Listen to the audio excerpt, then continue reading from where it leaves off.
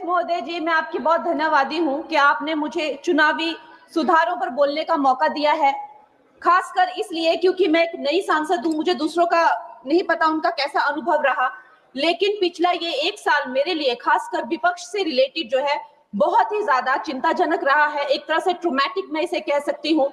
हर दिन इन्होंने यहाँ पे तमाशा किया है।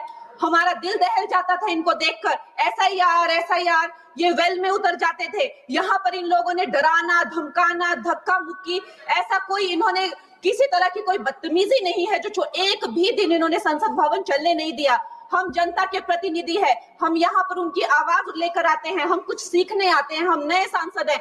इन्होंने संसद अगर पिछले 2-3 दिन को छोड़ा जाए तो साल पर शायद ही थोड़ा चलने दिया है। एसआईआर कर करके इन्होंने यहाँ पे तमाशे किए।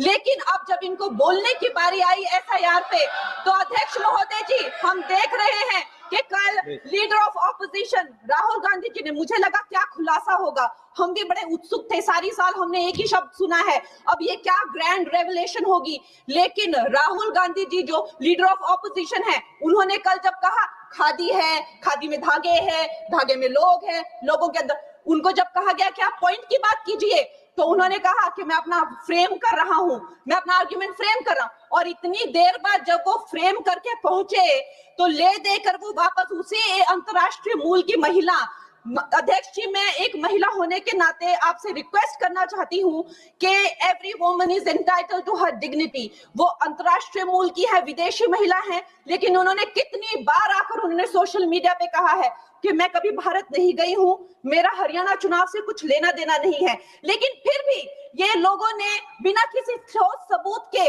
उनका यहाँ पे फोटो बना के उन्होंने उनको उछाला, यहाँ पे उनकी तस्वीर उछाली यहाँ पर एवरी, और यहाँ पर ब्लैक कार्ड यूज करना भी अलाउ नहीं है। इन्होंने फिर भी नियमों का उल्लंघन किया।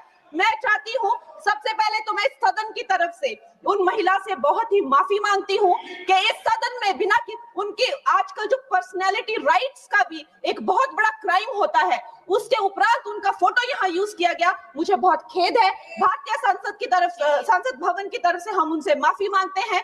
और ये देखिए, महिलाओं का हमेशा ये अपमान करते हैं, लेकिन हमारे प्रधानमंत्री चाहे बेटी बचाओ बेटी पढ़ाओ हो, महिलाओं को शौचालय देने से लेकर, महिलाओं को गैस देने से लेकर, महिलाओं को जो है वो छात्रवृत्ति, न जाने कितनी ऐसी योजनाएं हैं।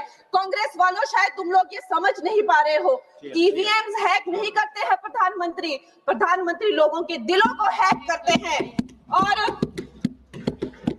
और ये लोग दुहाई देते हैं, ये लोग दुहाई देते हैं कि वो जो